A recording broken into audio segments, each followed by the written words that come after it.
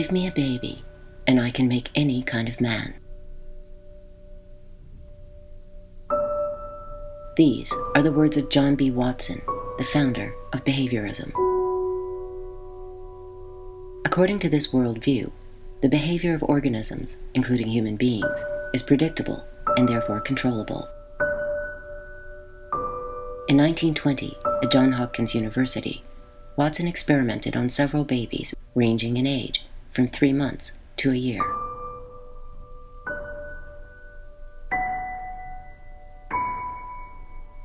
The experiments were remarkable in their simplicity.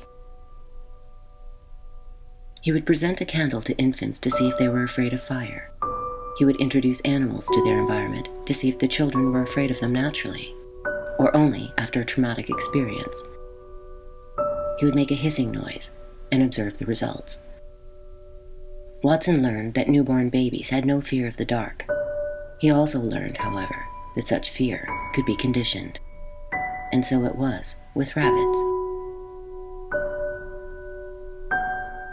This baby, known as Little Albert, initially found delight in touching a rabbit.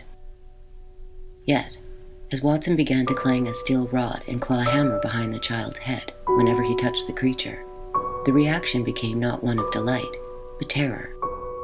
Soon, the mere sight of the rabbit would elicit fear, even when no noise was provided, a fear that also extended to objects and textures of a similar type.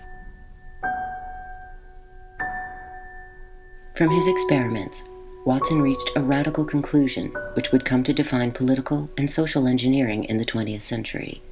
The driving force in society, he claimed, is not love, but fear.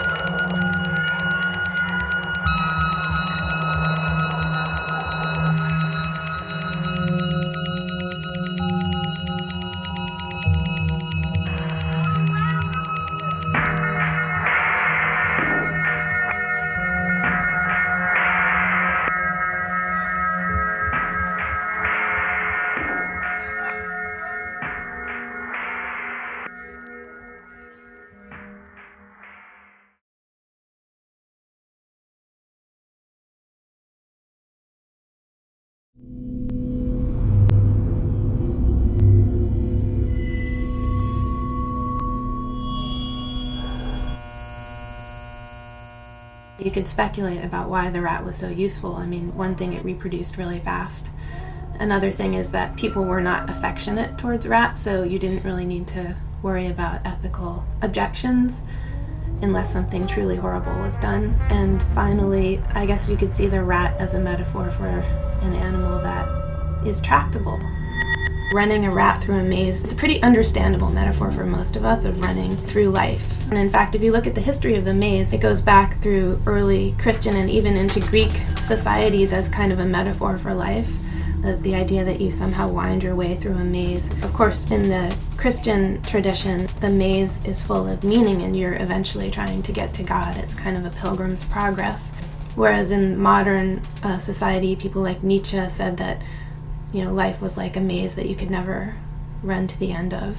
But in the 20th century, in American laboratories, the maze was once again adopted as a symbol of hope. Not a hope that one could get to God or get to a meaningful life, but the hope that people could actually be controlled in a very scientific manner.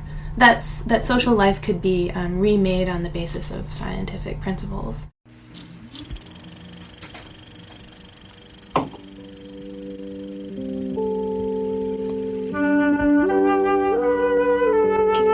In the roll call of scientific pioneers, few names will summon the passionate controversy as that which surrounds B.F. Skinner. His work has led to the formulation of the science of human behavior, which finds behavior to be predictable, therefore controllable. And for this, he has been both applauded and attacked. Giving a small The science of behavior is based on the principles of operant conditioning. These principles and their practice have recently become known as behavior modification, sacrilege to some because it has to do with methods by which man can shape the behavior of others. But far from being a scheme to control people without their knowledge, it allows man to study and analyze behavior and to apply its healing potential to such fields as education, medicine, and psychology. Behaviorism, as it suggests, is the study of behavior. It's the notion that really all that matters is behavior and not the thought processes that lie behind behavior. And it also is very much a method of control. I'm waiting for it to turn counterclockwise now. And then I reinforce that movement.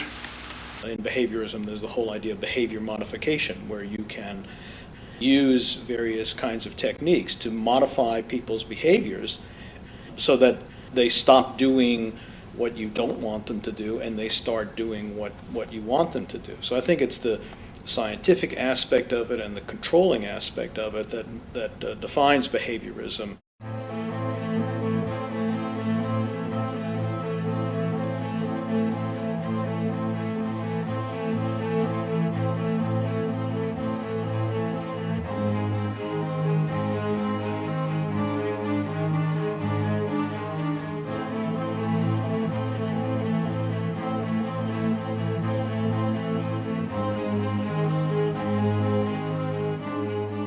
The philosophy of behaviorism is deceptively simple. It suggests that organisms can be viewed as flesh and blood machines. Like machines, we require fuel. Like machines, we can be put to work for a specific cause. Like machines, we can be repaired or redesigned for new purposes. And like machines, we can be compelled into performing a certain action at the push of a button. The science of human behavior had always intrigued philosophers, but it wasn't until the Enlightenment in the era of capitalist industrialization that men began to think that they could control life forms in the same way they controlled objects. Prior to that, when we think of the Middle Ages, even much of the Renaissance, the idea was that things were interrelated. They were organically a whole. In that sense, the Middle Ages had a lot in common with traditional peasant or folk cultures around the world. Things are seen as basically being a kind of giant web of influence. Everything was like a chain where if you plucked one part, the other part would resonate. That was the previous view, a worldview that had great advantages and also great disadvantages. With the scientific revolution in the 17th century, that view altered, in which things were seen as mechanical parts that interrelated. The mechanical philosophy of the 17th century was a very crucial step in the rise of capitalism, because capitalism does that. For example, it sees the earth at a distance. It sees the earth as something to be mined and exploited. It sees the earth as dead. So capitalism and the mechanical philosophy went together very well. And that in many ways made possible the Industrial Revolution, the rise of modernity. And there again, we can say there are great advantages to it and also great disadvantages to it. Civilizations usually come as a package deal. There's a light side and a dark side. Every civilization believes in its own propaganda, so it tends to emphasize the light side and forgets about the shadows. For the behaviorists, it started with plants. Julius Sachs at the University of Würzburg enumerated a set of tropisms, defined as any directed response by an organism to a constant stimulus. An example is the way an ivy plant will turn its leaves toward the window in order to gain exposure to sunlight. Sachs' protege, Jacques Loeb, took it to the next level by creating a stable of insects he called durable machines. In his laboratory at the University of Chicago, he trained cockroaches through the use of simple tropisms. Because of the insect's bilateral symmetry, a light shown on one side caused it to move in the other direction. In Russia, Ivan Pavlov moved on to animals. The term Pavlov dog has become synonymous with the conditioned reflex. Pavlov discovered that a dog would salivate when it began to associate a stimulus, such as a ringing bell, with food. In America, John B. Watson finally graduated to human beings.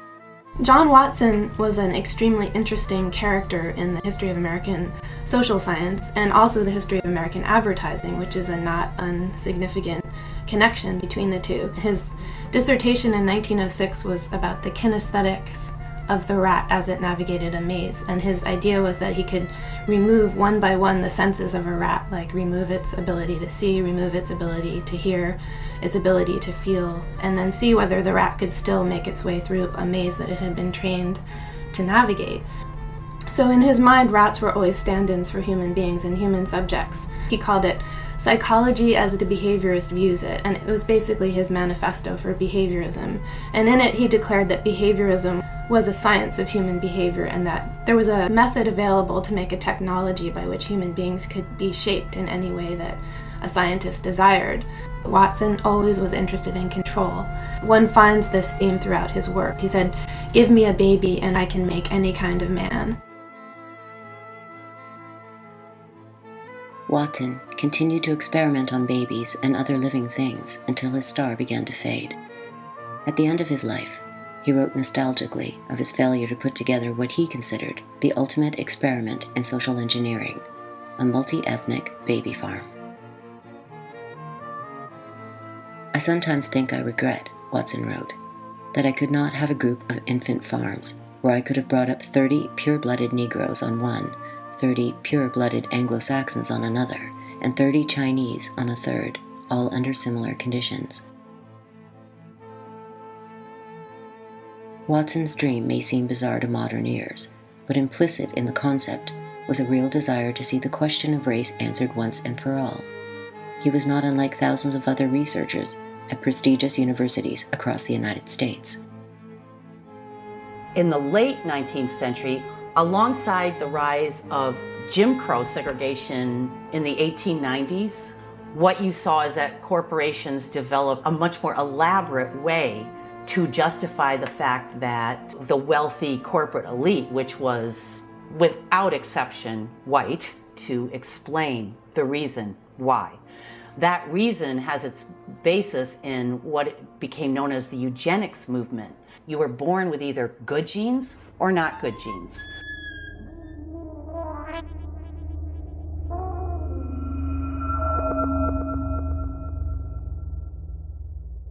In the case of Miss Mason, I can see no reason for the operation that's been recommended. The girl is perfectly normal. She's hard-working and has a good reputation. Do you know anything about her family background? Oh, yes, Your Honor, I do. There are several other children, aren't there? Yes. What is their condition? One is a cripple. 2 others might be classed as feeble-minded. Isn't the oldest son in jail? Well, yes, I believe so.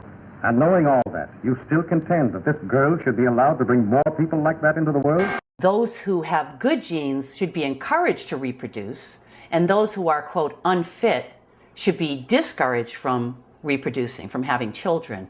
That eventually went into forced sterilization programs, which started in the United States, directed against African Americans, Native Americans, immigrants in particular. Eugenics was a pseudoscience rooted in the idea that you can, A, recognize pre-biologically determined differences in people based on their ethnicity, and that B, you could construct a policy that favors some ethnic groups over others, both in terms of immigration policy and in terms of integration into U.S. society based on this hierarchy of heredity. This pseudoscience, this philosophy, gained a lot of traction in the United States amongst the industrialist class, especially at a time when immigrant workers, who made up a large percentage, if not the majority of workers at the turn of the 20th century,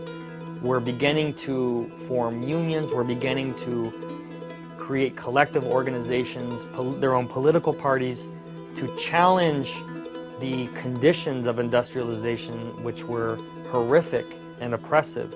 It took root in the universities. It took root amongst the highest offices of government. Calvin Coolidge, for instance, Republican president, believed that, and even stated his belief that a lot of social problems were associated with inferior races. We see ultimately this philosophy is going to play an important role in shaping immigration policy after the passage of the Immigration Act of 1924, which essentially creates a national quota system that favors immigrants based on their ethnicity and based on their nationality.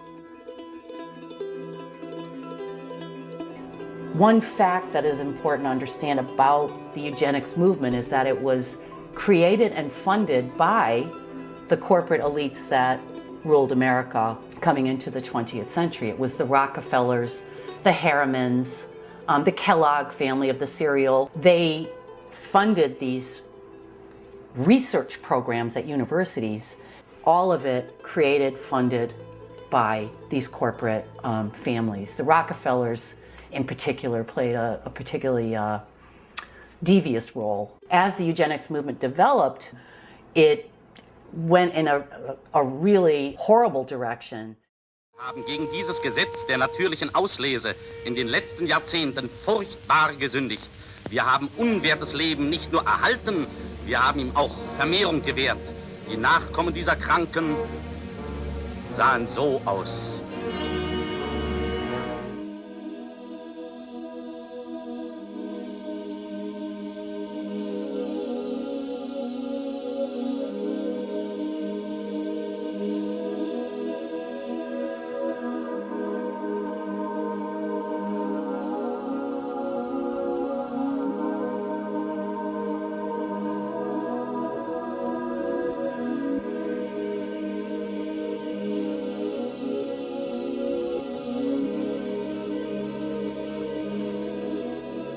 The Rockefellers would play a key role in the advancement of social engineering in the years between the Great Wars. Between 1922 and 1929, an arm of the Rockefeller Foundation gave out almost $50 million toward the pursuit of the social sciences around the world. According to historian Judith Sealander, the spur was a need for better organization in society at large. What had begun as a public relations ploy to assuage public anger in the face of unscrupulous business practices and violent suppression of working people, the Rockefeller Charities would set out to change society as a whole.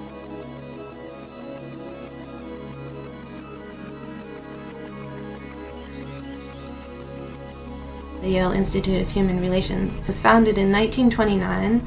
It was given us $7 million initially from the Rockefeller Foundation, just a couple of months before Black Tuesday occurred in October of 1929. So according to my calculations, if you factor in all the money that Rockefeller eventually gave the Yale Institute and the other monies from the government, this was the largest social science project that's ever been funded in history.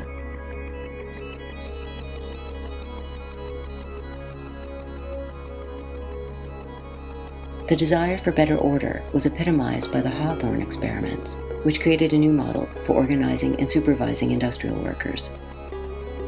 They are widely credited with putting the human factor back into industrial relations.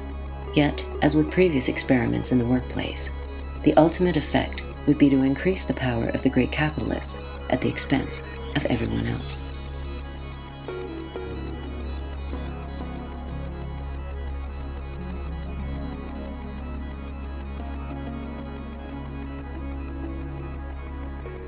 The story of what is now termed scientific management, or Taylorism, begins decades earlier when Frederick Winslow Taylor was hired by Bethlehem Steel to increase efficiency in the industrial workplace.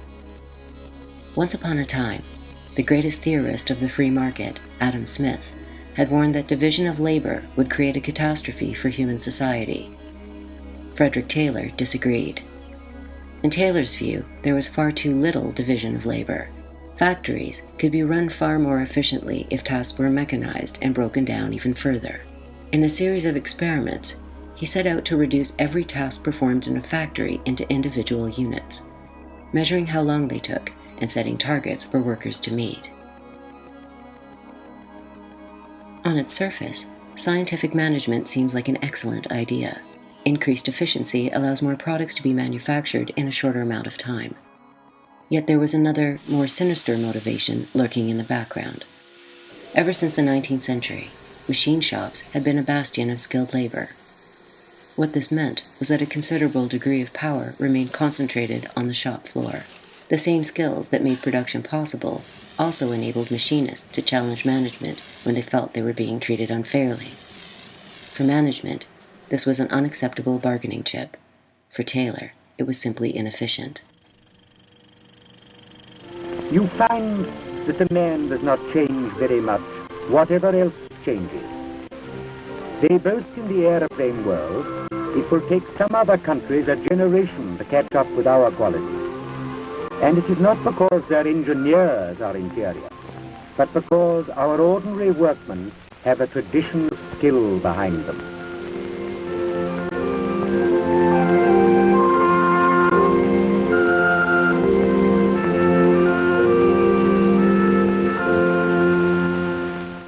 Taylorism was certainly about de-skilling. It was about studying what skilled workers did to decompose those tasks into their basic elements and then teaching people to do specific aspects of it without learning the entire set of or array of activities that were involved and are involved for a skilled person. In that sense, it's a mechanism of control because you dictate to people, well, you do this part of the entire task and you don't do anything else, and you dictate to 8, 10, or 12 people various specific aspects of the whole task rather than allowing a skilled person to decide how the entire tasks should be done. So there's very much control involved there.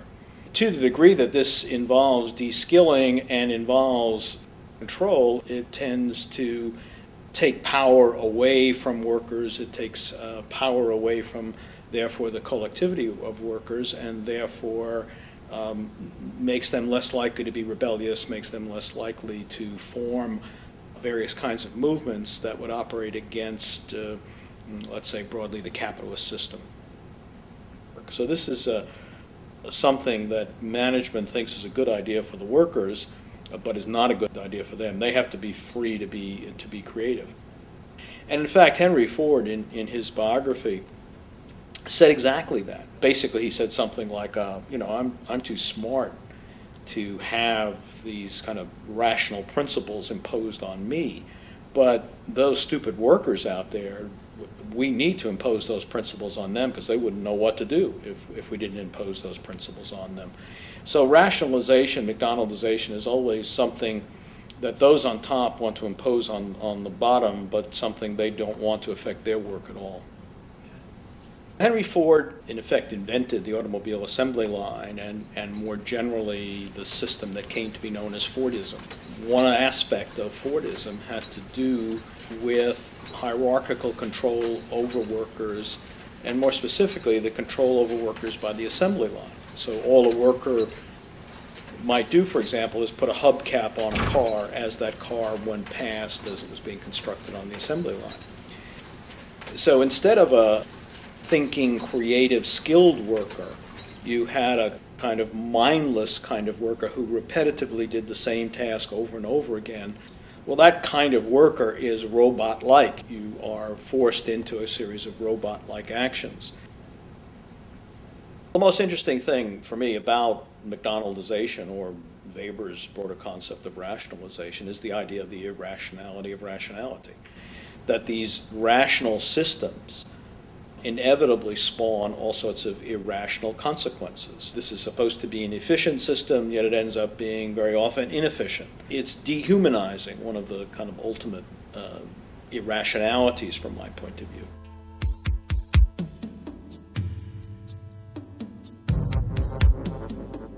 In their study, Where Have All the Robots Gone?, Harold Shepard and Neil Herrick confirmed what many had long suspected. People trapped in an unrewarding work life were not only more likely to be dissatisfied, but were also more likely to suffer from low self-esteem, a feeling of helplessness, alienation, and to be plagued by a variety of mental disorders. The workers, who were the most dissatisfied and whose mental health was the most impaired, were the least likely to vote or participate in community organizations. If you work in an environment where you're beaten up all the time, well, you're beaten up. Moreover, if you work in an environment that is so fragmented, that so robs you of dignity and so robs you of the expression of your own capacities, then they'll be diminished. You'll be deadened. You'll be bored. You will be reduced in your potentials, and you are not too likely to take initiative in other domains either. This is why Taylorism is pursued. This is why fragmenting of work is pursued. It weakens the workers, not just on the job, but in their communities too, which is what you want to do so that they don't take more of the income from themselves, thus reducing profits for the elites. So it's a perfectly sensible policy, a perfectly sensible approach, a devil's approach, but a perfectly sensible approach from the point of view of those at the top who are trying to stay there and who are trying to advance. Moreover, if they don't, they just get wiped out. So it's not even really an option. What you'd have to do is to create a new kind of economy in which these situations and these conditions don't restrict our options. The corporate entity, corporate person, it's not really a person, but call it an entity, is it pathological? Answer yes. Why? Because it drives toward profit regardless of the broader implications. It doesn't matter if your drive toward profit induces pain and suffering, promotes, generates black lung disease in a mine, or pollutes the environment, or literally destroys the society. It doesn't matter. You're forced by the nature of the social relations inside and among corporations, the market system, to accumulate, to pursue profits.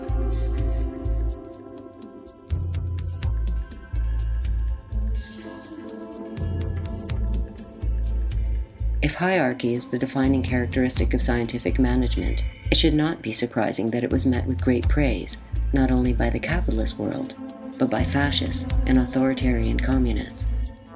Mussolini set up a propaganda arm of his government to promote Taylorism, while Lenin wrote in Pravda in 1918 that we must introduce in Russia the study and the teaching of the Taylor system and its systematic trial and adaptation. As in America, workers in Russia were unimpressed with scientific management. A major contributing factor to the Kronstadt Rebellion of 1921 was the introduction of Taylor's techniques. Immediately after the rebellion was crushed, a government document on rationalization spoke of the instinctive mistrust of all workers toward all kinds of experiments directed at extracting greater productivity from them. Workers at Kronstadt had envisioned a decentralized system where they would actually own and control their own work and resources, but Lenin had something different in mind. Socialism, Lenin wrote, is merely state capitalist monopoly, which is made to serve the interests of the whole people and has to that extent ceased to be capitalist monopoly. The new means of control have been created not by us, but by capitalism in its military imperialist stage.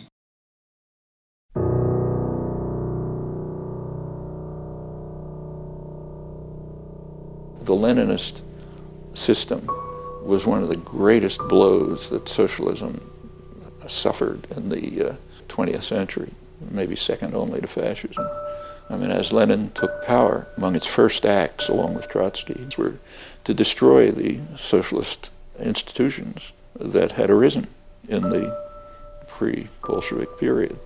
Soviets, factory councils, constituent assembly, which was dominated by left social revolutionaries, largely peasant-based. And of course, they went to war against the anarchists, a major war to try to wipe them out, the Makhno's army and so on. And there was a sort of a logic behind it. They were orthodox Marxists, unlike Marx, incidentally. They believed in a version of Marxism that said that revolution can't come in a backward peasant society, which is what Russia was. It was what we would now call a third world country, an undeveloped peasant society with some development, but owned by the West and so on. I mean, a highly educated and productive intellectual class, but that's also true of third world societies. So they thought this couldn't happen.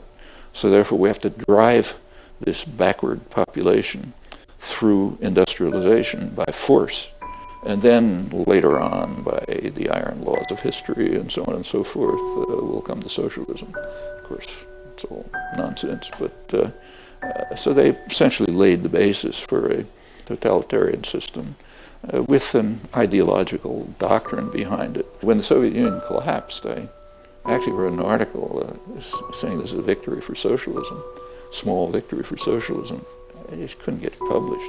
Nobody knew what I was talking about. The world's two major propaganda systems, the West and the Soviet Union, they both determined to use the word socialism to refer to the totalitarian system of the Soviet Union. I mean, the West did it to discredit socialism. The Bolsheviks did it to try to gain, the credit associated with genuine socialism. Well, when the world's two propaganda systems agree, it's going to be very hard for people to extricate themselves from it. So now socialism the term has been degraded to mean the form of totalitarianism instituted by Lenin, carried through by Stalin. And it was, going back to Spain, it was entirely natural that they should be in the lead in destroying the popular revolution. Bakunin, much earlier, had predicted all of this. He said that in the future, it'll be two forms. One form will be they'll take over the state and they'll create a red bureaucracy, which will be the most vile and brutal regime the world's ever seen. And there are others who will understand that they can't take over the state, so they have to serve concentrated private power and state power. And they'll be the technical intelligentsia who, implement the policies of the masters in what we now call liberal democracies, which is a very good prediction. It's one of the few predictions in the social sciences that actually came true, which is one of the reasons why nobody ever studies it. It's much too dangerous and too insightful.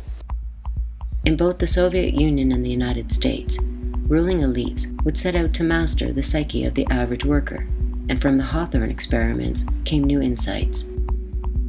Researchers found that the very act of allowing workers to talk about their feelings reduced the possibility of agitation and rebellion. It made workers feel as if they mattered, even if the social relations remained fundamentally the same. The Hawthorne experiments, initially it was to be a purely scientific study, and science tries to get rid of unnecessary things. Let's make everything equal so there aren't any other factors than the ones we're controlling for. So they were trying to see what effect changing the lighting would have on how workers felt and also how much they produced. It wasn't any really quality concern, but quantity of production and worker satisfaction. which will ultimately affect the quantity of work as well. But to do that, they said, well, we don't want to have employees being disgruntled about this and that being a factor. So we will discuss with the employees what we are going to do. There were complete discussions, and the employees would suggest trying this and trying that. And what they found was, no matter what changes they made, including putting the lighting back to where it had been before the experiment began, to see what difference that made. Every time they made a change, having discussed it with employees, production went up, and employee satisfaction went up. Now, if it had been done in a democratic context, immediately the reaction would have been, let's look at the participation. But this was done in a hierarchical context. So what came out of it was a public relations school, industrial relations developed out of it. And most of that was taken as a way of trying to control employees by trying to manipulate them ideologically. Not that managers hadn't done that before, but now there was a whole school of doing that. I would say the wrong lesson was learned. Yeah, put out a suggestion box so that employees can feel they're being asked, but you don't necessarily pay any attention to it. In a real teamwork organization or a participatory organization, employees get to take each other into account. They begin caring about each other. I've seen this going into a plant and seeing it develop over time, the amount of participation increase, and the attitudes of employees begin to grow, and the care that people have about each other. And then that can easily expand to care about the community. And also, work can be reorganized because people have a say. There are better ways to do things. If we are treated better, we'll work better, and so forth.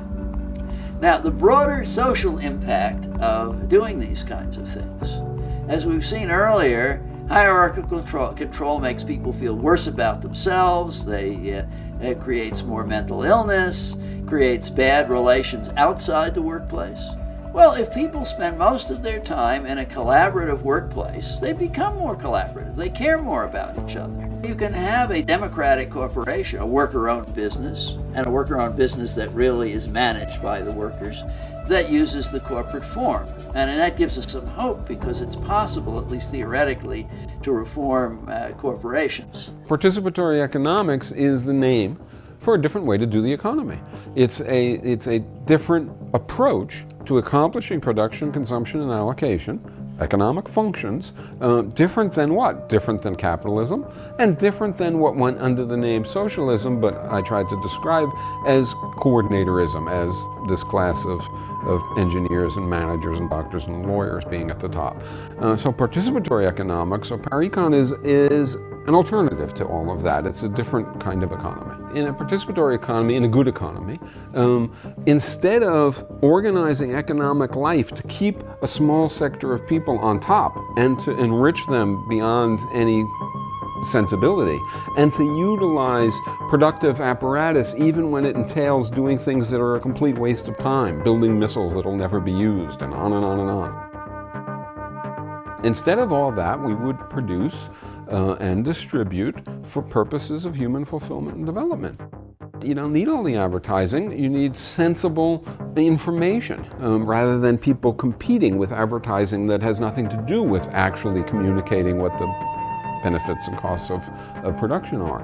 You don't need all this military production, of course not. You don't need, nor do you want to, generate all kinds of activity and product which doesn't make people better off.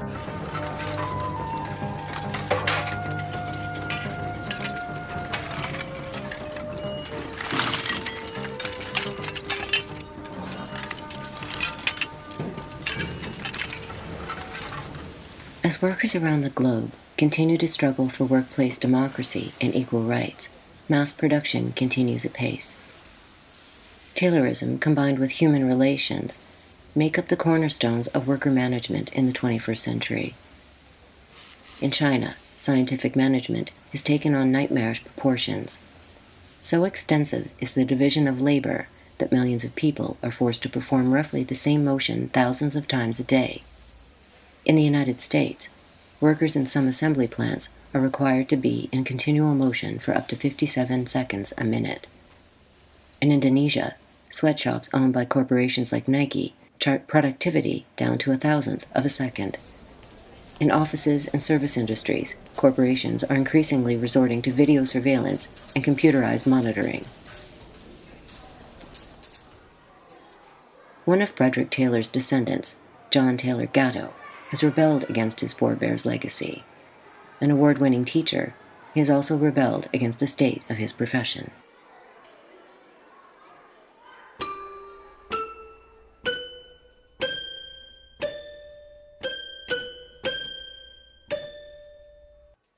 The key is the word compulsion. The idea of drawing all children, all young people, into some universal program administered by the leader or the leaders is as old as Plato, probably older. But nowhere on earth was that able to be imposed until northern Germany, under the military rule of the Prussians, finally imposed that in 1818, so in the second decade of the 19th century. That is the first time. It was announced in other places, but never was it able to be successfully administered, because the idea is so crazy and so damaging inherently that people simply disobeyed the law. The experience of Prussian Germany was that it was possible to convert sovereign human beings into human resources. That's a translation of a German compound. And that by making these people incomplete, making them unable to think in contexts, but they could be converted into specialist tools for management, scientific management. Horace Mann was hired by the railroad and coal interests of New England to bring about compulsion. He had no interest in schooling. He was an ambitious young politician. He did get compulsion laws passed in 1852. Once it was in Massachusetts, it spread very, very slowly. It wasn't for 15 more years that another state followed suit. So it hardly was a gift to the populous portion of America. I smile a little bit when I say that, because the mythology is that it was greeted everywhere with great enthusiasm. Not only did parents resist compulsory schooling, they sometimes did so violently. So vehement was the opposition in Barnstable on Cape Cod that state militia were brought in to march children to school under armed guard. A primary reason why the mass of the American population resisted compulsory schooling was a widespread belief that its purpose had little to do with education and everything to do with control. Their suspicions were well-founded. An undercurrent of class warfare runs through early American education documents. The U.S. Bureau of Education Circular of Information for April 1872 explains that inculcating knowledge teaches workers to be able to perceive and calculate their grievances, thus making them more redoubtable foes in labor struggles.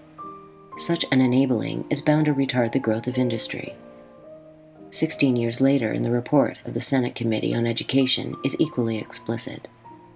We believe that education is one of the principal causes of discontent of late years manifesting itself among the laboring classes. The first Red Scare, in my judgment, is the trigger event for the embedment of compulsion schooling in the United States. The Red Scare of 1848 is probably the reason that one American state fell under the compulsion regimen. There are literally thousands of books from the period 1880 to, say, 1920, roughly, that deal with how you scientifically engineer a factory or a church congregation or young people in school. School which followed a general outline of converting kids into obedient tools, now took on a very, very mechanistic aspect under this surge of scientific engineering. In 1903, the Atlantic Monthly called for adoption of scientific management in schools. Prominent education theorist William C. Bagley stressed a need for unquestioned obedience. The new system would train children for life in 20th century America, their role to fulfill the needs of commerce, industry, and government. In the community with the best education, more shoppers, more merchandise moving, a higher average of per capita sales. In the other community, fewer shoppers. Maybe things will look up in the long run. In the first community, there's a larger magazine circulation per 1,000 population. A much smaller circulation in the second community, a decline in demand. The student of typing, shorthand, and business machines becomes a producer upon graduation, a tax-developed community asset. He prepares for radio and electronics. His future promises a profit on the taxes invested in him. As education raises the cultural level, so it must also introduce youth to the know-how of production and stir interest in precision, efficiency, and service. With graduation, the community receives a new supply of young people who want a better life on the one hand and who have the ability to work for it on the other. Now the tax investment returns to the taxpayer.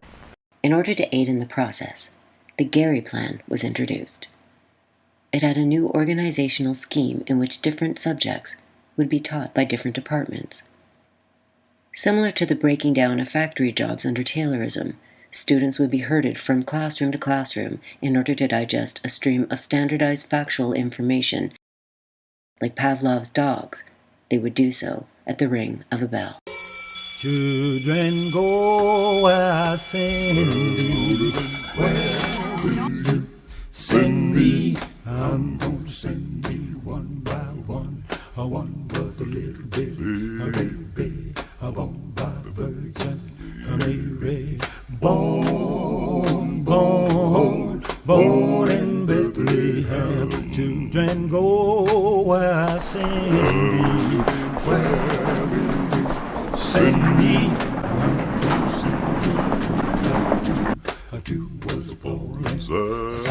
The first lesson I saw was the terrible confusion that's in any school as people race about at bell-marked intervals. The time-honored experience of mental development is that it occurs with strong concentration, not with fragmented attention. Class position. You will not find the doctor's son, however ignorant he is, in the class with the marginalized kids.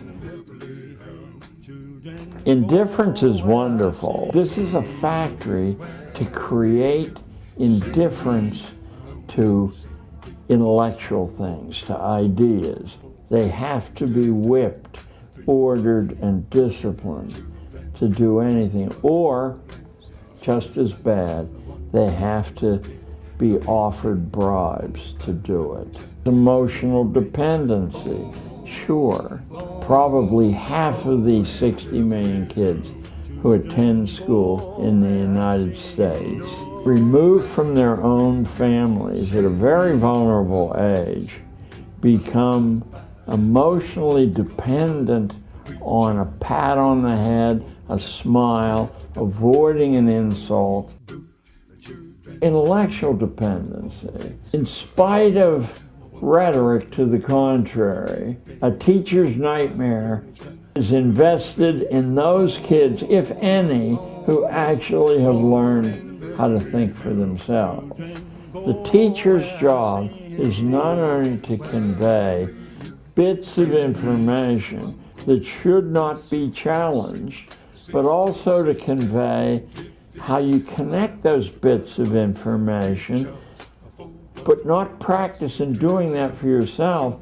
You memorize someone else's connection. What is a circle? Billy Handler.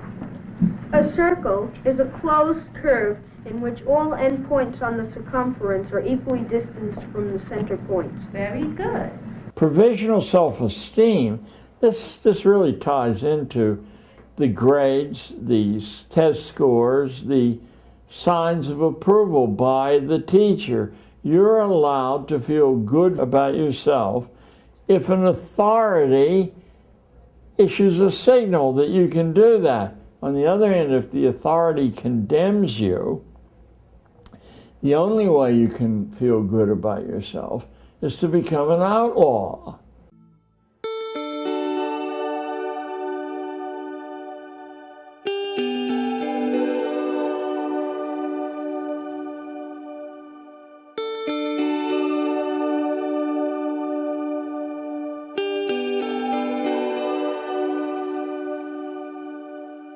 What are we trying to do? If our goal is to help kids become critical thinkers, lifelong learners who really enjoy thinking and reading and playing with numbers and ideas, if we want to help them become good learners and good people who can create and sustain a functioning democracy, then education would look very different from the way it looks right now, at least in our culture. We would have to question the use of grades. What research finds is that when kids are trying to get good grades in school, three things tend to happen. They begin to lose interest in the learning itself. Now the purpose is just to get a good grade rather than to engage with the question or problem at hand. Second, they tend to think less deeply and retain knowledge for a shorter period of time compared to kids who don't have any grades. And third, they tend to pick the easiest possible tasks. That's not because they're being lazy, it's because they're being rational. If we tell kids we want to see a better report card, we want to see higher grades, naturally they'll pick the shortest book or the easiest project because that maximizes the chance of achieving that goal. So regardless of what your goal is, if you're interested in assessing kids and teachers and schools to see are we doing a good job here, you would never need tests in order to see whether kids are learning and where they need help, and you would never need grades to report the results of the evaluation we place on those assessments. We would certainly do away with standardized testing, the kind of testing used in particular states or provinces where everyone takes the same test and then you compare everyone's scores. These tests tend to measure what matters least. It tends to be a good marker for family income, because what standardized tests mostly measure is the size of the houses near a school. But it's the case that some of our deepest thinking kids just don't do well on tests. And some kids who get great scores have never had an original idea in their lives. Well, I thought you just judged by tests. Oh, no. There are many other things besides tests that we use. Of course, we do consider a child's general ability and the way he scores on standardized tests, but that's not all.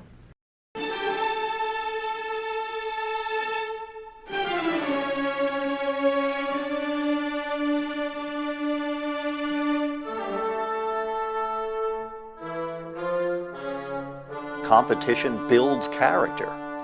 In fact, what we find is that by any reasonable notion of character in terms of psychological health or self-esteem, that competition undermines that and creates a kind of neurosis, because we come to think of ourselves as good and competent only to the extent that we have defeated other people. And so we're always playing this desperate king of the mountain game, where we're worried about triumphing over other people and stepping on their faces and looking at them as if they're going to step on our faces. Now, that has two effects.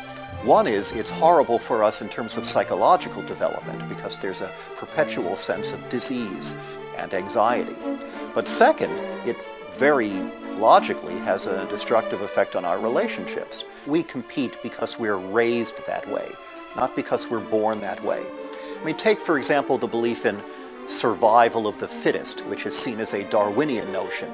In fact, Charles Darwin never even used the phrase survival of the fittest. That was coined by a right-wing social thinker in the 19th century named Herbert Spencer, who tried to corrupt Darwin's thinking to his own reactionary political purposes. What Darwin talked about was natural selection, which means that the individual organism that's best able to adapt to a changing environment is more likely to be around to survive and reproduce. But that doesn't specify competition as a mechanism. In fact, often the active avoidance of competition, if not the deliberate pursuit of cooperative strategies, turns out to make it more likely that organisms and entire species will survive. The research consistently shows that competition not only isn't necessary for excellence, but tends to impede excellence on most tasks. And the more challenging the task, the more ingenuity, problem-solving skill it requires, the more competition tends to disrupt that achievement. Excellence pulls in one direction and competition pulls in another.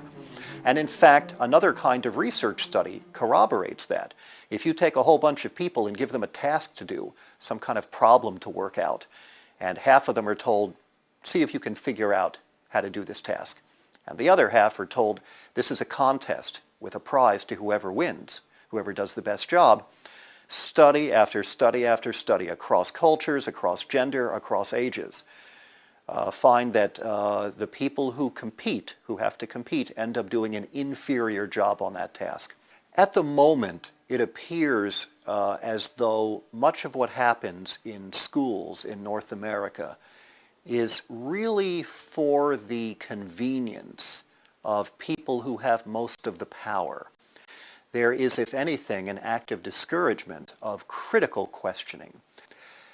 Corporations claim they want kids who are able to think outside the box, but only so far as they're caught within a larger box that works to the advantage of the free market, which means that the market economy, based on competition, based on economic rather than human considerations, ends up controlling the system. Today, many people assume that antisocial and even violent behavior by young people is a completely natural phenomenon. Yet anthropological studies reveal this to be a myth.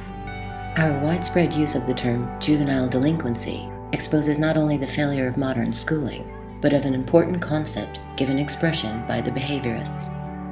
They called it the frustration-aggression hypothesis.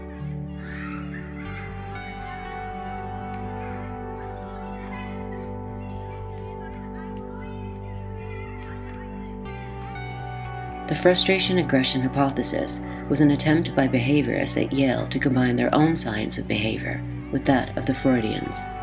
Simply put, when people perceive that they are being prevented from achieving just rewards, their frustration is likely to turn to aggression. This study by the behaviorist Hobart Maurer showed that when rats could not achieve their expected reward, they began to take out their frustrations on each other. The scientist notes that two animals which have lost their hold on the pellet, frustration, will be seen to turn on each other, displaced aggression. Similarly, in a 1941 experiment, toys were placed behind a wire screen where children could see but not touch them. When they eventually gained access to the toys, their play became considerably more destructive. On the one hand, human beings are not rats. Armed with the necessary information, we can come to a logical conclusion about who is to blame for our frustrations in life. Rightly or wrongly, we often point the finger squarely back at ourselves. Yet in the hands of politicians and demagogues, frustration-aggression can be a potent tool in deflecting anger onto scapegoats. They want to throw white children and colored children into the melting pot of integration, out of which will come a conglomerated The lot of mongrel class of people. We are the Ku Klux Klan. We hate niggers, we hate Jews, we hate faggots, and we hate spicks. We kill the faggots, we kill the lesbians. I said, God damn it, we kill them all.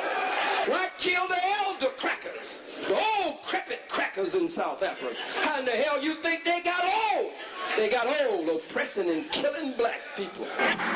I'm not going to discuss it. If he says murder gets murdered, if a murderer gets murdered or slain, capital punishment, that's fine with me. Line them up and we'll clean up our nation overnight. Start with the abortionists. Might as well get rid of a few of those beasts. I'm so sick of them! I'm so sick of the brainwashing about Islam and Muslims and the Quran. Shove it! Shove it all! I'm sick of it! Take the music off. These throwbacks think they're better than you underneath it all, and 90% of them are on welfare. Speak it out at the supermarket. Tell them what you think of Islam. Tell them what you think of Muslims. We're talking about illegal immigration. So now, in addition to venereal disease and the other leading exports of Mexico, women with mustaches and VD, now we have swine flu.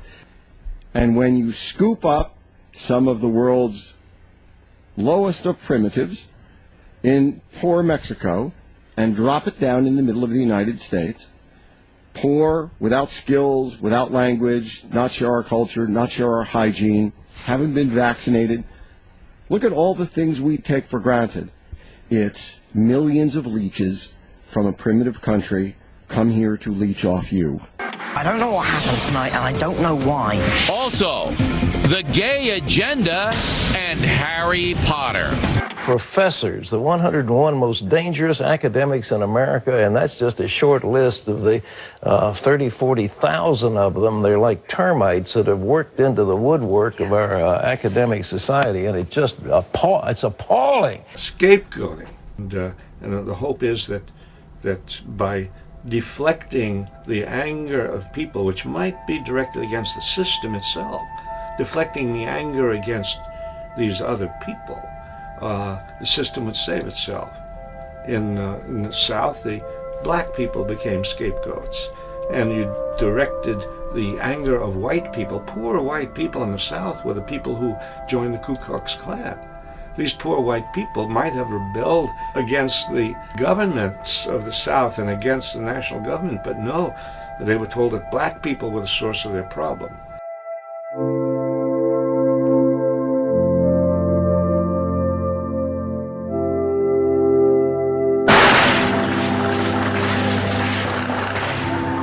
Facility, heavily armed, immediately started shooting everybody. It was a local man dressed in battle fatigues who declared, "I have killed 1,000, I'm gonna kill 1,000 more."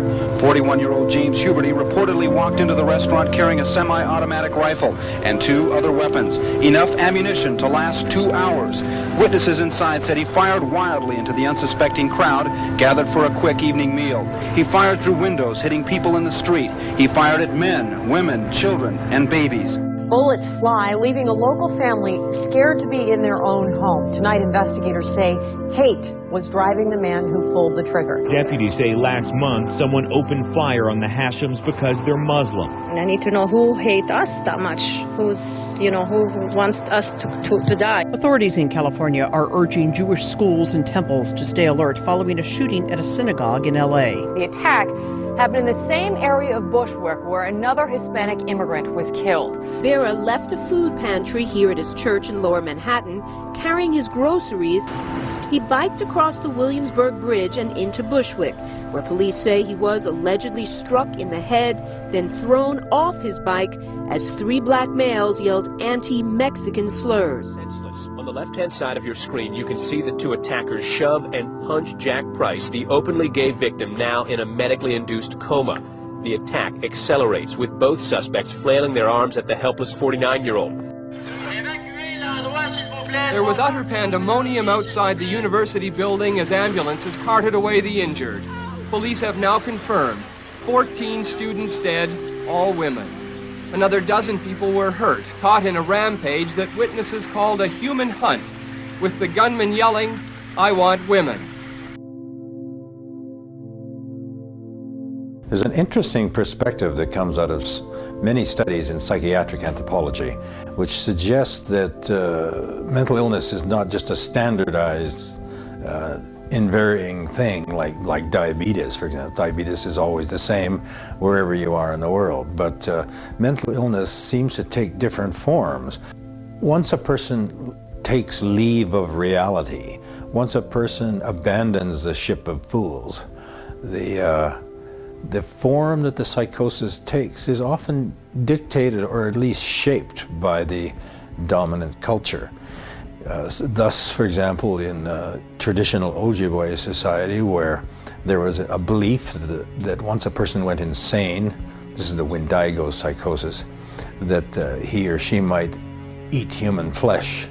And thus a proportion of people who, feeling that they've left reality, no longer feeling control, begin to act out the particular form of psychosis that their culture is aware of.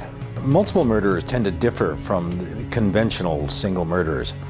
The ordinary murderer is very uniform everywhere in the industrial world. He's very much a bottom of the working class figure. He's addicted to drugs or alcohol. He has no education or professional qualifications. This is the sort of person who, in a fit of rage, kills a friend or a lover. Multiple murders are a little different. They tend to be more edging towards the middle class in their origins and in their aspirations. And a part of their agenda, of their motivation, is that they devoutly wish to join a higher class but come to feel excluded. In the case of James Huberty, the mass murderer who killed more than a dozen people in that long siege at the McDonald's in San Diego, Huberty used to stare from his apartment across the street at McDonald's, which was filled with Mexican immigrants who were seizing control of this fundamental institution, he thought, of American society, who were able to go there and afford to eat when he couldn't. I tried to argue in a succession of books that these kinds of killers, while their acts are deranged and insane, what they themselves are not necessarily so.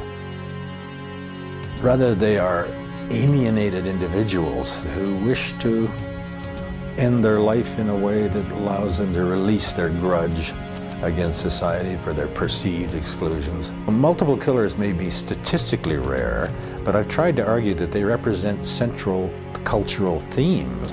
They embody many of the main ideas in their culture, not only the glorification of violence and manly vengeance, but worldly success and worldly ambition, which they feel they've been foiled in. So they're a prime embodiment of their civilization, not a twisted derangement of it. I've also tried to argue that this fundamentally rebellious rather than revolutionary cast to what they're doing, these ghastly killings they perpetrate, are relatively ignored by government institutions charged with regulating society. They typically pay much more attention to real political dangers and spend much less time and energy and money monitoring this small group of killers.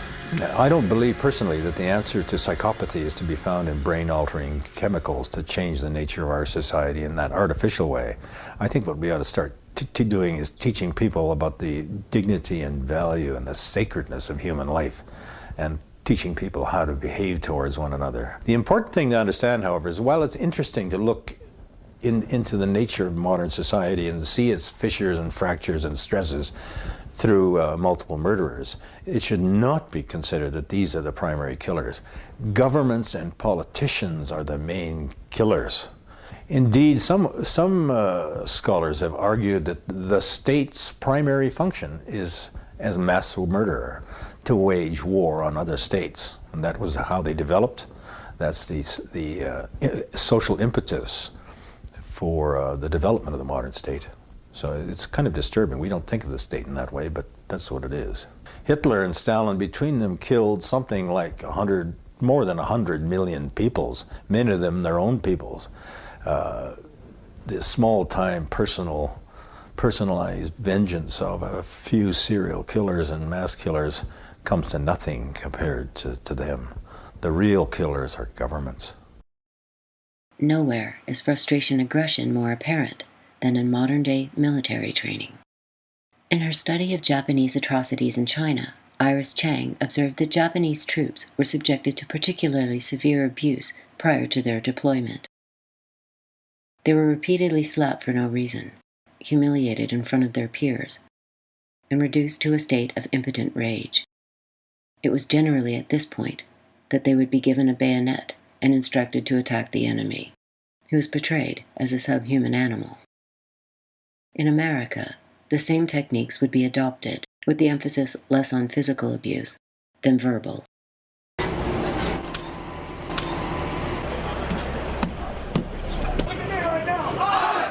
You respond with aye, aye, sir. Do you understand? Yes, sir.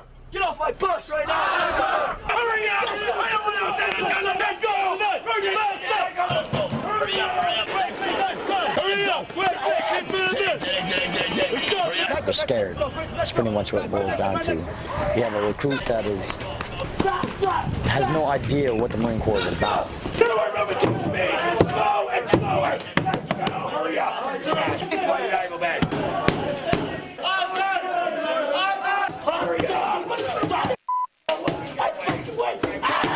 It's that initial shock treatment to let them know that this isn't a summer camp, this isn't where people are coming to have a good time, that we got a real job down here, and that's making United States Marines.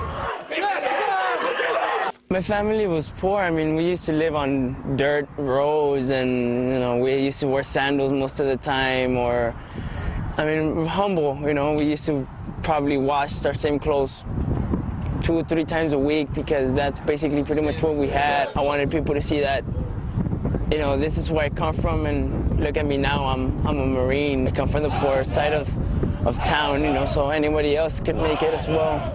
Some type of motivation for my little brothers and my little cousins, something they could look forward to. Light them all up. 202 traffic, 260. Come on, fire. Hey, Roger. Keep shoot. Keep shoot. Bushmaster 2-6. Bushmaster 2-6. Damage, Kyle. All right. I hit him by heck. All right, you're clear. All right, I'm just trying to find targets again. Frustration aggression is one of the most effective ways of managing a population. By directing a person's rage against selected minorities or outside enemies, the true cause of an individual's frustration can be effectively diverted. Yet in many ways, the theory is a symptom of something deeper. In order to engender real hatred against a particular group, that group must first be feared. And it is in the realm of fear that behaviorism made its most disturbing contribution.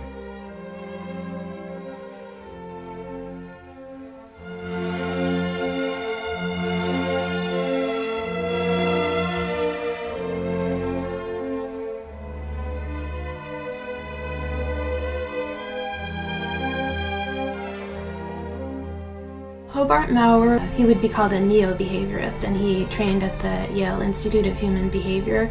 And he was quite unusual. I think his background was unusual, and he was also an unusually perceptive and sensitive man.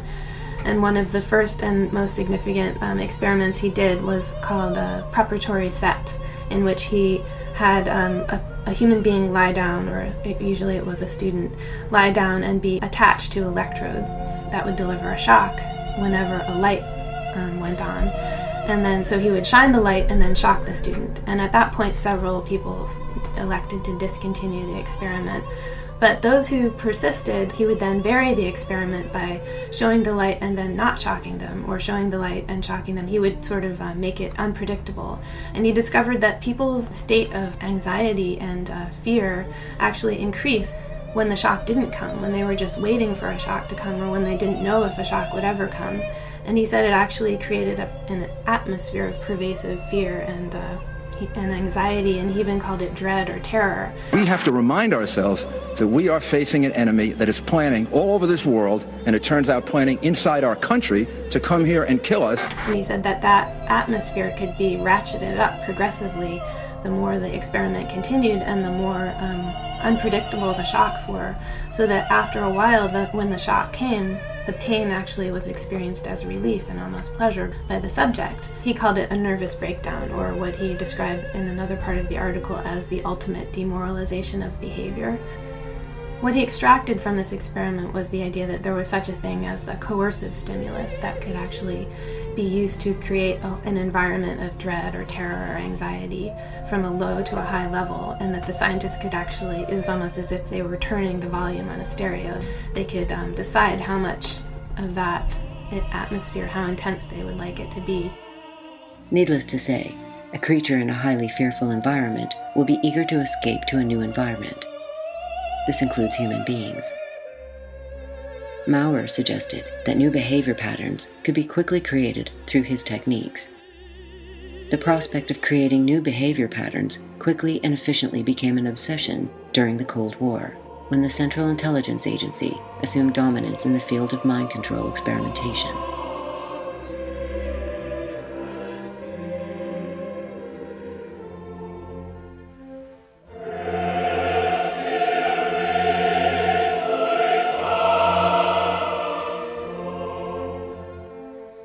During the Cold War, the national security state would take the logic of power to its logical conclusion. Known under the umbrella name MK-Ultra, mind control experimentation by the CIA would abandon any pretense to morality, leading to a nightmarish search for the holy grail of social engineering, a fully controlled, fully obedient human being.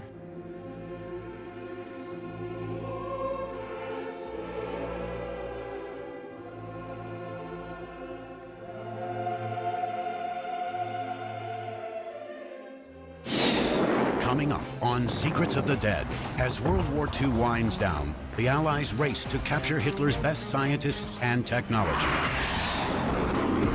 The Black Book had names, targets, places, people. The most important were the scientists, the German scientists. Searching for rockets, planes, nuclear bombs, and the masterminds behind them. Each side wants the advantage for the looming Cold War. The hunt for Nazi scientists, next on Secrets of the Dead. The majority of media on the subject of Project Paperclip has centered on German rocket scientists recruited by the United States to prevent the Soviet Union from establishing military supremacy. Hollywood has dealt with the topic in much the same way, often adding humor to the equation. I, for one, do not intend to go to sleep by the light of a communist moon. Now, we will be in full control of this pod. It will go up like a cannonball and come down like a cannonball, splashing down in the water of the ocean with a parachute to spare the life of the spaceman inside. Spaceman? Specimen. Well, what kind of specimen? A tough one. Responsive to orders. I had in mind a chimp. Chimp? Well, what the hell is a chimp? A chimp, a chimpanzee, Senator, an ape, huh? The first American into space is not going to be a chimpanzee. Seldom discussed with equal candor is the recruitment of Nazi scientists who specialized in human experimentation. Among them were Kurt Blome, who tested sarin nerve gas on prisoners at Auschwitz, and Hermann Becker-Freising, who conducted fatal experiments at Dachau. The American people got hold of X number of German scientists, but they immediately ran into a problem. Many of these scientists were classified as war criminals because of their activities during the war, and therefore were not eligible for State Department visas and could not be brought into the United States. So what the CIA did was create several of these different programs, including Paperclip, and their purpose was to, number one, recruit these scientists, and then number two, bring them into the U.S. while routing them around the State Department visa requirements. A well-known doctor who came in under Paperclip was Dr. Albertus Strughold, who did experiments during the Second World War that were full Nazi atrocity type experiments. For instance, they were interested in the effects of high altitude on human beings, so they built a special chamber.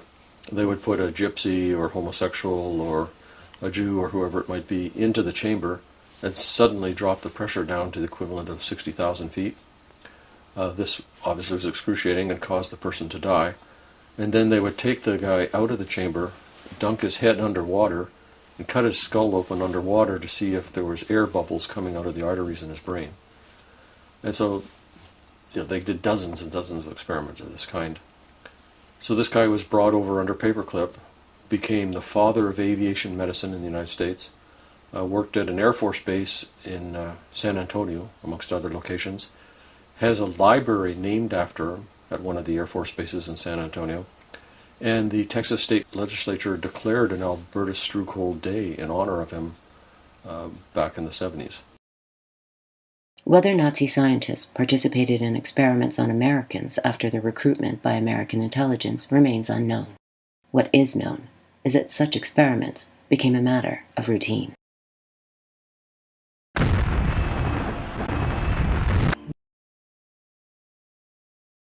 Some of the studies were relatively harmless, if unethical. In 1966, the U.S. Army's Special Operations Division dispensed a non-toxic bacillus to the New York City subway system by way of cracked light bulbs.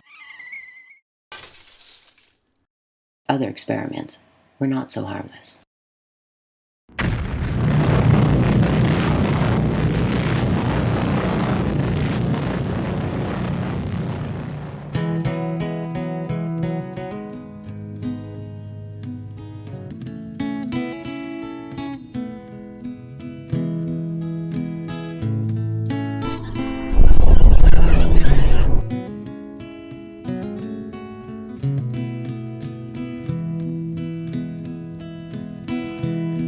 The pyramids along the Nile, watch the sunrise from a tropic isle.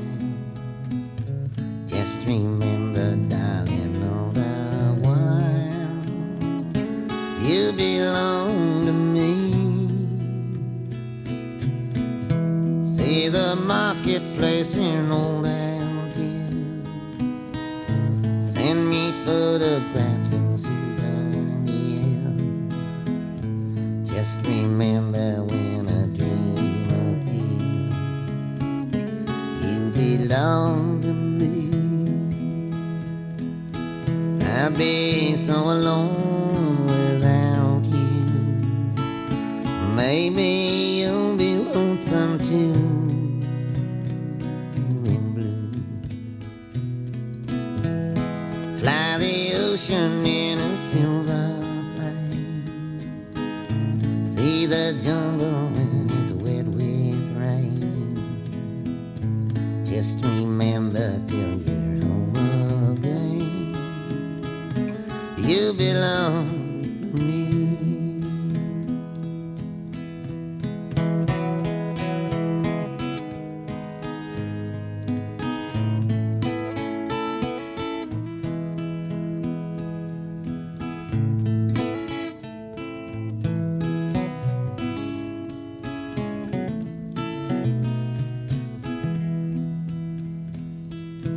I'll be so alone without you. Maybe you'll be lonesome too. In blue, fly the ocean in a silver plane. See the jungle when it's wet with rain. Just remember till you're home again, you belong to me.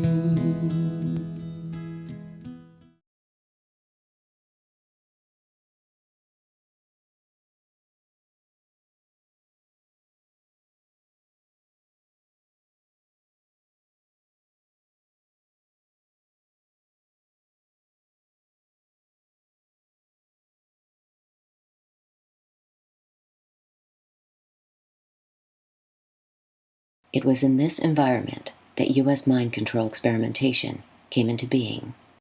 At the end of the war, the OSS was disbanded, and the same personnel really came together and formed the CIA in 1947. And the first documented CIA mind control programs are Bluebird and Artichoke. Bluebird was signed into operation by the director of the CIA in April of 1950, which is 3 months before the start of the Korean War. So all claims that CIA and U.S. interest in mind control was purely reactive, purely defensive, and only in reaction to what the communist Chinese were doing to downed pilots during the Korean War, All of that is not true, disinformation, clearly disproven by the documents. Artichoke and Bluebird started in 1950, ran into the mid-50s and kind of overlapped with and were rolled into MK Ultra, which ran till 1963. MK Ultra in turn was rolled over into MK Search, which ran to the early 70s.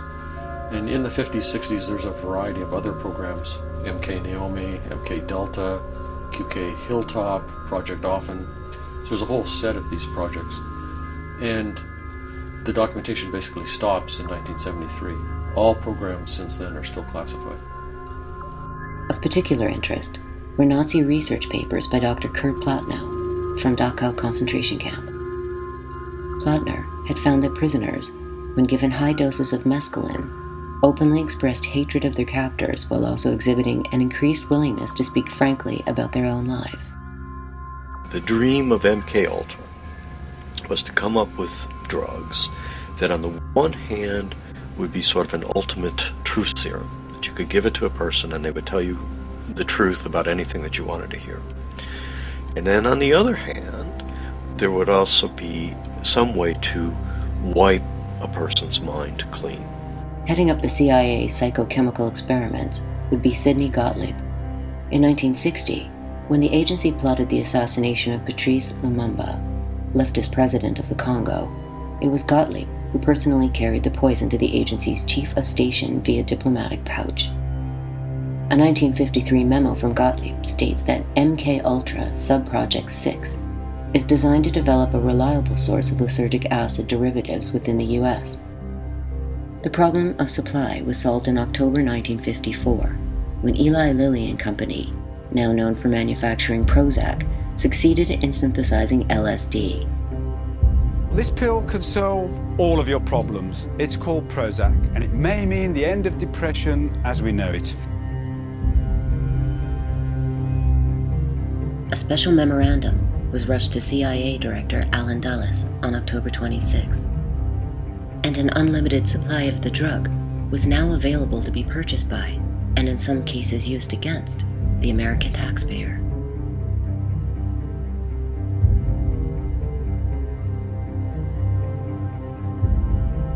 As with the behaviorists, they started with animals. Here, we see millions of years of evolution turned upside down when a cat is given LSD.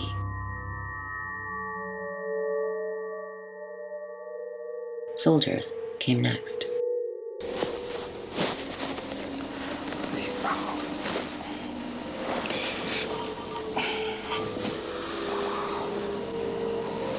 What is coming next? I feel incapacitated. Incapacitated, yeah. One of the first major studies was conducted at the Edgewood Chemical Facility in Maryland, where approximately 7,000 U.S. soldiers served as unwitting guinea pigs. They were given drugs such as LSD, mescaline, BZ, and PCP, then instructed to perform various tasks.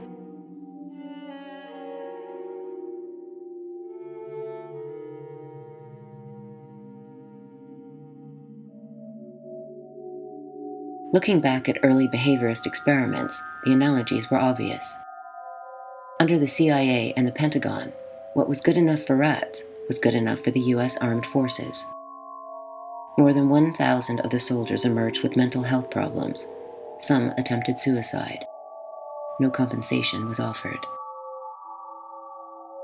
In a later experiment, and with the full approval of the National Institute of Health, Gottlieb arranged funding for a project at the Addiction Research Center in Lexington. Heroin addicts, mainly young black men, were kept on LSD for an incredible 77 days, a feat described by the center's director, Harris Isbell, as the most amazing demonstration of drug tolerance I have ever seen. But they would not stop there.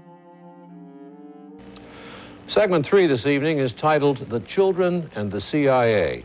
We've learned a lot of unknown activities of the CIA in years past, some of them disturbing, to say the least. Tonight, we'll learn of the agency's interest in children. Paul Altmaier of our investigative unit has assembled these facts. These are home movies taken in the 1950s at a European camp of the Children's International Summer Village, a program designed to bring together children from around the world for a better understanding of one another. NBC News has learned that the CIA was studying these youngsters, some as young as 11, as possible future recruits. The studies took place at summer camps in Hannefest, Norway, and Vienna, Austria, in 1959 and 1960. According to CIA documents we have examined, this was Sub-Project 103 of the agency's top-secret MK Ultra program. San Antonio, Texas. NBC News has also learned that the CIA paid for a study of adolescents here and in two other Texas cities, Austin and El Paso, in 1958 and 1959. It was a study of how youngsters behave without adult supervision.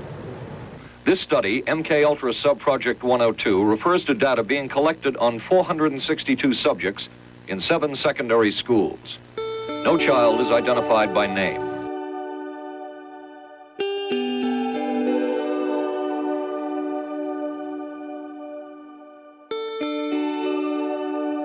One of the most revered child psychiatrists in the entire 20th century of American psychiatry was Dr. Loretta Bender. She had a full-page obituary in the American Journal of Psychiatry, and that only happens occasionally. You have to be really a high-ranking person to have a full-page obituary. And she's famous for the Bender Gestalt test, which is a widely used psychological test.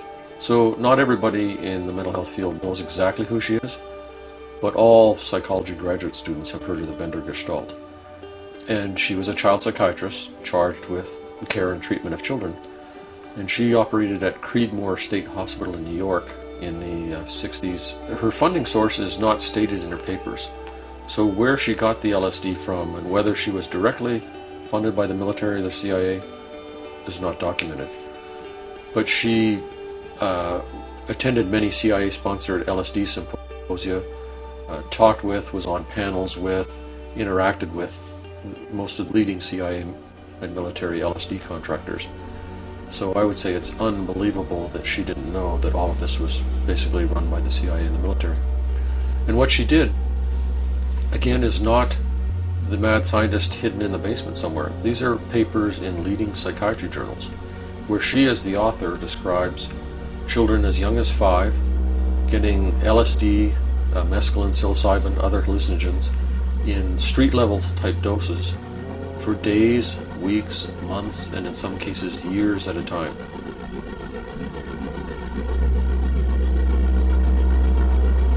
Under the rationale that somehow this was going to be helpful treatment. Again, no real follow-up. How many of these kids went psychotic? How did it affect their chromosomes? What was with their mental health from there on? So this is the kind of experimentation that you would think would be impossible, it would never happen. Somebody who claimed that would just be in need of treatment themselves. But not only is it documented, it was published in the literature, and nobody seemed to be upset. Nobody complained to the American Psychiatric Association. Nobody reported it to anybody. It was just business as usual. The use of children in barbaric mind control experiments shows an evolution from the early behaviorists to the CIA mind doctors. Once the doctrine of national security had been invoked, ethical considerations received little or no attention. Almost anything could be justified by claiming the communists might be engaged in similar activities.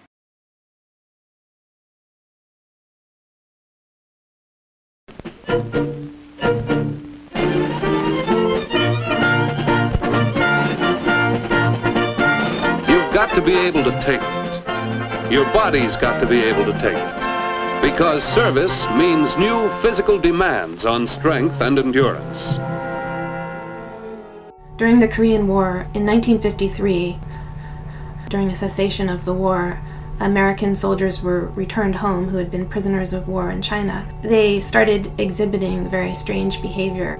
When the boat neared the shore, they were not very happy to come home. Even the sight of their mother's outstretched arms seemingly failed to move them. They were sort of stone-faced. They would start spouting communist propaganda. Some of them had seemed to have been converted to communism, and even 21 Air Force personnel had been persuaded to stay in Korea and, start families there. My name is Harold Webb from West Palm Beach, Florida. My name is Aaron Wilson from Urania, Louisiana. This is a very happy moment for me, for now I'm free. In smaller or large ways, they had collaborated or cooperated or allowed themselves to be coerced by the enemy. Many sociologists and psychiatrists and psychologists who both worked for the army or worked for institutions like universities were brought together in teams to study why this was happening. And one of the people who headed one of the teams was named Louis Jolyon West. And he was a talented American psychiatrist who was working for the army, and he headed a team that studied the returned soldiers from what was called Operation Little Switch. And these soldiers were displaying some of that behavior. And so they were trying to figure out what exactly had happened. They concluded that it was nothing that if it was brainwashing, it was not the typical kind of notion of what people think brainwashing is, which is some magical hocus pocus where the person loses their mind and like changing the software on a computer. One day they're good old-fashioned Americans and the next day they're these kind of rabid communists. But instead they were describing a process that much more resembled slow, steady, classical behavioral conditioning. So they came up with the words DDD for debility, dependency, and dread. Stability was basically that they'd been put in a situation where their wounds weren't treated and their health was low and they weren't fed very well, so they kind of developed a chronic debility, and sometimes they developed a condition that other soldiers called give-up-itis, where they would just simply lie down and refuse to take food and water and just die. And the second was dependency, that they were these soldiers were made to be extremely dependent on their captors for any kind of reward or any kind of even anything resembling a small comfort or luxury or even just food to keep them alive. They were dependent on their captors, so that created in a way a kind of intimate bond. And then the third D was for dread, which was an atmosphere of fear and terror and constant unpredictability, where the prisoner would never be sure what was going to happen next. They could be kept awake for 48 hours or a week. They could be given a drug or not. They could be given food or not. They never knew when that would be coming. And they never knew if their captors would be treating them decently or not. So there was an atmosphere of this kind of extreme unpredictability. And all of that together was what they called DDD, which they said could basically be explained through behavioral principles. And what it resulted in was a dismantling of the self, or a demoralization of, to go back to Maurer's idea, the ultimate demoralization of behavior. While the purpose of the study was to find out about communist brainwashing techniques, CIA documents show that the agency was interested in developing mind control methods of its own.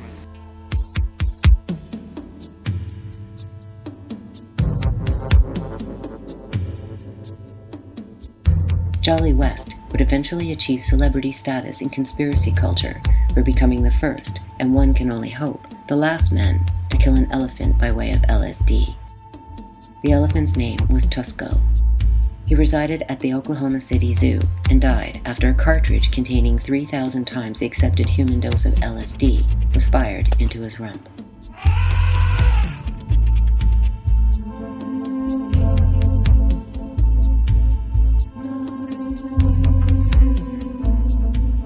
West also served as a defense witness in the trial of Patty Hearst, who was kidnapped by the self-proclaimed Symbionese Liberation Army and brainwashed into robbing banks.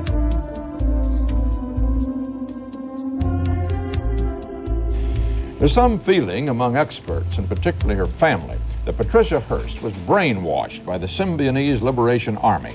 One thing cited to substantiate that is that two known SLA members, including the slain leader Donald DeFreeze, were inmates at a California prison where sophisticated methods of mind control are practiced on some prisoners. And drugs are a vital part of therapy here. Everything from sleeping pills to Prolixin, a heavy tranquilizer used to control schizophrenics. What concerns the critics of prison therapy, however, is the danger that the tools of modern psychiatry can also be applied to a captive prison population for convenience instead of treatment, not to make sick inmates better, but simply to make them behave. In his 1973 State of the State message, then Governor of California, Ronald Reagan, announced plans for the establishment of a biomedical facility at Vacaville. It would be called the Center for the Study of the Reduction of Violence, and would use techniques pioneered by Jose Delgado. Delgado had gained worldwide fame for stopping a charging bull in its tracks by using a gadget he called a stimoceiver. a remote-controlled device that triggered electric impulses in the animal's brain. Neurophysicist Dr. Jose Delgado was financed by the Office of Naval Research.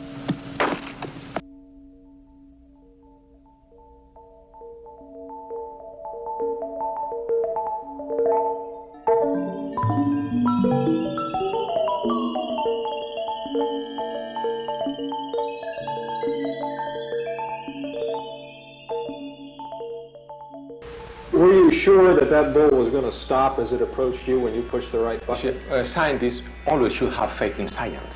I had faith in science. Recently released CIA documents refer to the feasibility of remote control of animals, and that special investigations will be conducted toward the application of selected elements of these techniques to man. In Delgado's papers, he's basically implanting electrodes in the brains of human beings and experimental animals. And in one of these papers, he refers to the animals as mechanical toys. In the Harvard team, there's pictures of a 16-year-old girl. In one picture, she's staring off into nowhere with a bland, empty expression on her face. In another picture, she's strumming on her guitar. In another picture, she's furiously pounding on the wall, all totally controlled by which button is pushed in the neurotransmitter box. When you open somebody's brain like this and you put an electrode in and you keep it in for a long period of time, you're exposing that person to the risk of brain infections, meningitis, seizures, and death. For prison officials at Vacaville, the idea of controlling inmates through remote control was a tempting prospect, and drafting the outlines of the new program was none other than Jolly West. West's proposal recommended psychosurgery as a tool for controlling prison populations and crime. Remarkably, he also recommended using schools in Chicano and African American neighborhoods to screen for possible, quote, genetic defects. The project was terminated, but only after public outrage forced officials to backtrack. West's research would lead to new dreams of what he called the psychophysiology of conditioning. West noticed that DDD bore an interesting resemblance to post-lobotomy syndrome, as well as altered states of consciousness produced by certain drugs, hypnosis, and mental diseases like schizophrenia. In all of these cases, the notion of self, of free will, is displaced by something more obscure. In West's words, the patient loses all recollection of the fact that he formerly possessed a space-time image which served to explain the events of the day to him. With these ideas in mind, large funds were poured into the Allen Memorial Institute in Montreal, headed by Scottish-born psychiatrist Ewan Cameron. A future president of the World Psychiatric Association, Cameron set out to actualize the new vision of total control. He would create real-life blank slates out of his patients by wiping their minds clean and destroying their very notions of self. From there, new behavior patterns could conceivably be built upon the wreckage of their former identities. The Allen Memorial Institute at the time was probably the leading academic center of psychiatry in Canada, attached to McGill University. And the chairman of McGill University, we're in the 50s into the 60s now, was Dr. Ewan Cameron, originally born in Scotland, emigrated to Canada. He had money from the CIA under MKUltra to do two basic things: a kind of brainwashing in which he would, for many months in a row, administer massive amounts of electric shock to a person. Linda MacDonald, she got over 100 electroshock treatments in a period of 4 or 5 months. Each time the button was pushed 6 times instead of once. So the electricity delivered to her brain was over 600 normal electroshock treatments. Also, people would get prolonged sleep induced by barbiturates, tranquilizers, antipsychotics, and so on. So this is the depatterning. And what would happen from this massive shock and drug-induced kind of sleep is what happened to Linda MacDonald. She went into the hospital in the spring, slightly depressed, otherwise perfectly normal, functioning, intact person with 5 kids. By August, she was incontinent of urine and feces, unable to feed herself, didn't know her name, didn't know where she was, didn't know what year it was, didn't recognize her husband and didn't recognize her children. So it's a complete wiping clean of the brain. They shipped me up to what they call the sleep room, and they gave me all of these electroconvulsive shock treatments and megadoses of drugs and LSD and all of that, and I have no memory of any of that. Nothing of that time of the Allen Memorial or any of my life previous to that. All gone. Wiped. When she was released, she had to very laboriously learn how to play guitar, how to boil an egg, how to keep track of her kids. And this was the purpose of the experimentation. And obviously the CIA was interested in this only for one purpose, which is if they had somebody and they wanted to wipe out their memories, would this method work? And Ewan Cameron proved that it could. Building up the new identity was called psychic driving. And one of the techniques was they played either in Ewan Cameron's voice, one of the other doctors' voices, or in the person's own voice. They'd play these tape loops literally tens of thousands of times over and over and over and over, delivering whatever message it was they wanted the person to believe.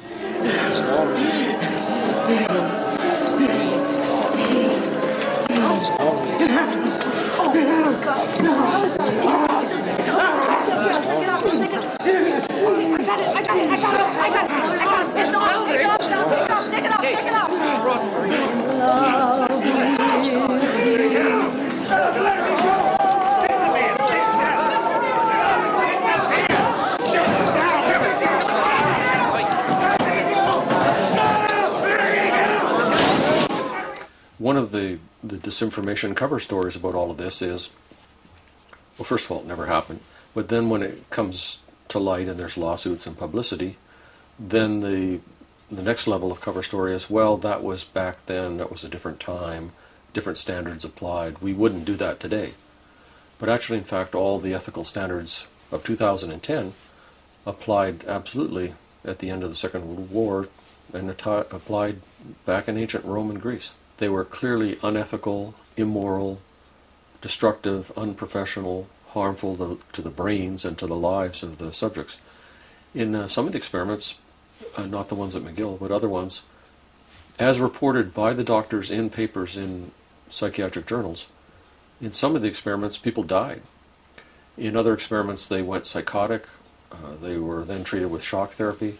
So long-lasting psychotic reactions, worsening of symptoms, creation of new symptoms, and in some cases death, are described by the doctors in their own papers where they're discussing the research. During the Cold War, and this is up until the early 70s when the documentation stops and everything is classified, there was extensive, systematic, pervasive, structured contracting by the leading figures of psychiatry and the leading medical schools with the CIA at the top secret clearance level. The typical universities on the list would include Cornell, Harvard, Yale, Tulane, UCLA, University of Minnesota, Denver University, and so on. So it was not just some mad scientist in a basement somewhere. Therapeutically speaking, the experiments of the MKUltra psychiatrists were a complete failure. Yet, they were useful in at least one respect. The manual is called Kubark. Dated 1963, it is a how-to guide compiled by the CIA for interrogating suspects. In other words, a torture manual.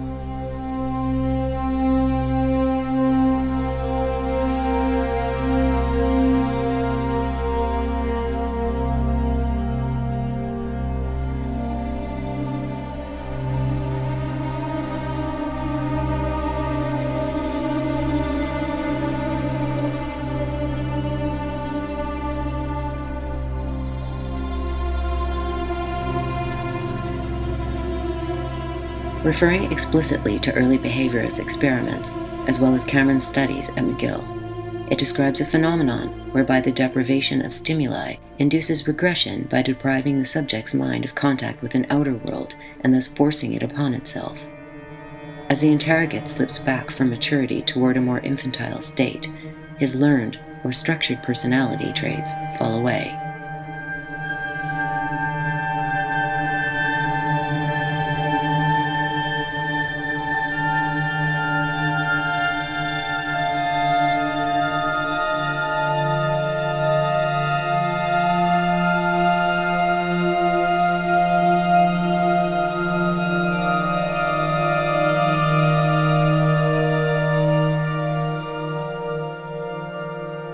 Rather than red-hot pincers, Iron Maidens, and racks, the tools of choice would become the stress position, sensory deprivation, and electroshock. The manuals that they wrote, which were based on the earlier behavioral experiments, were directly adopted during the War on Terror. What happened was during the 70s and 80s, these manuals had spread in Latin America and other places for use in counterinsurgency movements, and these techniques had never really gone out of favor. So if you look at Guantanamo Bay, as of 5 years into the war, there had been 10 to 20,000 interrogations that took place there. So it's, you hear about the extreme interrogations, but what was really going on was a kind of routinization of the process of interrogating people and creating these environments in which they never knew if it was day or night, if it was going to be cold or hot, if they would be subjected to loud music or terrible babies crying or Sesame Street, or that there was a completely unpredictable environment that created an atmosphere of stability, dread, and dependency. And that also is linked to the importing of people called behavioral science consultants, or biscuits, who were often anthropologists or psychologists who would come and kind of oversee and monitor these interrogations. Many decades later, the U.S. government's mind control projects retain an aura of mystery. Former CIA Director Richard Helms claims to have shredded most of the remaining documentation. Yet Miles Copeland, a former CIA officer, claims the congressional subcommittee which went into this got only the barest glimpse of the U.S. government's attempt to control the human mind. Whatever the case, exotic mind control techniques would not be required for the ultimate goal of controlling the opinions and behavior of the American public. The answer would come in the form of a small, flickering box. The behaviorist Ivan Pavlov was the first scientist to explain why moving images are so attractive to human beings. We instinctively react to any sudden or novel visual stimuli because of our biological orienting system. In evolutionary terms, this was and is necessary both for exploration of our environment and for defense against potential predators.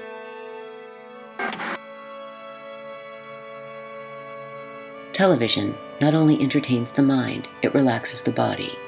This has been confirmed by EEG readings of viewers' brainwaves as they watch television programs and advertising. In the hands of skilled media professionals, moving images create an effect roughly akin to hypnosis, producing passivity, a lowered level of alertness, and increased suggestibility.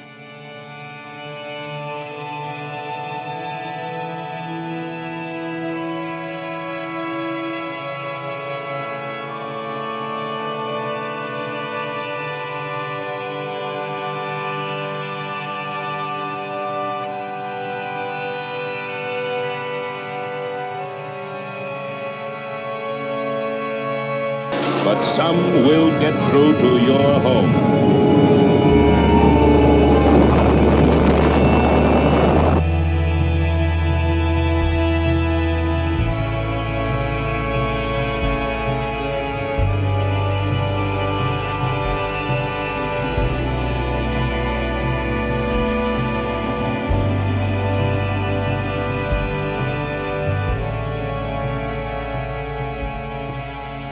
During the Cold War and beyond, television programming would increasingly resemble an experiment in fear-based conditioning applied on a global scale. The thesis of John B. Watson, that fear, not love, is the guiding force in human society, would no longer be confined to the realm of theory. It would become our reality.